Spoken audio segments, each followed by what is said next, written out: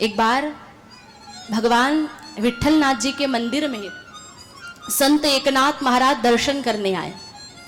तो संत एकनाथ महाराज की जो पत्नी थी बहुत अनुकूला थी, बड़ी सत्संगी थी, उनके साथ भजन करती थी।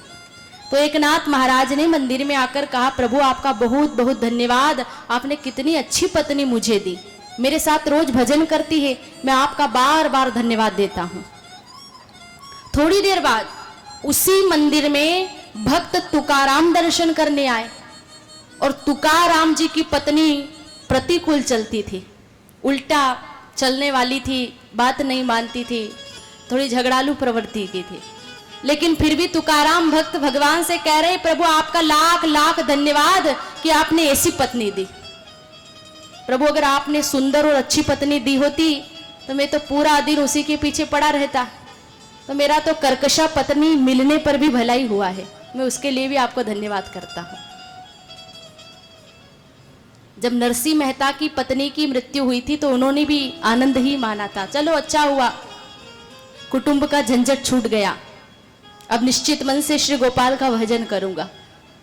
तो देखो, एक संत को अनुकूला अच्छी पत्नी मिली तो उनको उसी में आनंद है, दूसरे को प्रतिकूला मिली तो उनको उसी में आनंद है, और तीसरे की तो संसार छोड़कर चली ही गई लेकिन फिर भी संतुष्ट है, अपनी अपनी परिस्थिति में आनंदित है और ईश्वर का धन्यवाद भी तो करते हैं,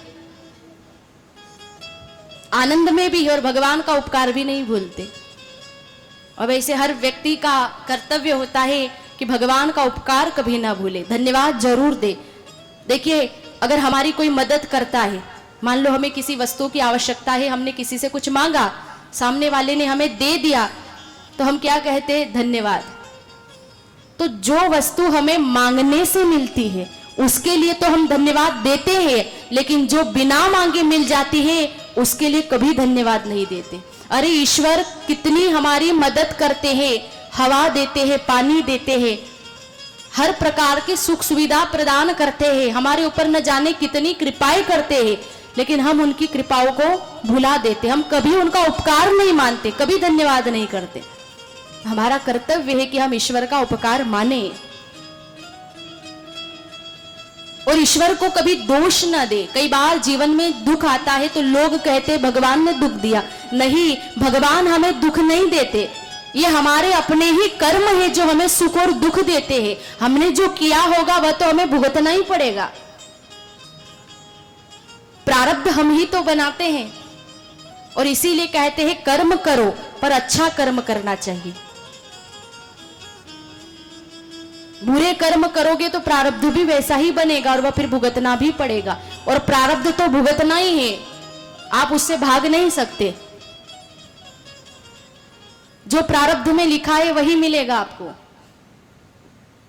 लेकिन इसका मतलब यह नहीं कि आप कर्म करना छोड़ दें, पुरुषार्थ तो करना है, परिश्रम तो आपको करना है, निष्काम कर्म कीजिए, अच्छा कर्म कीजिए, सत्कर्म कीजिए।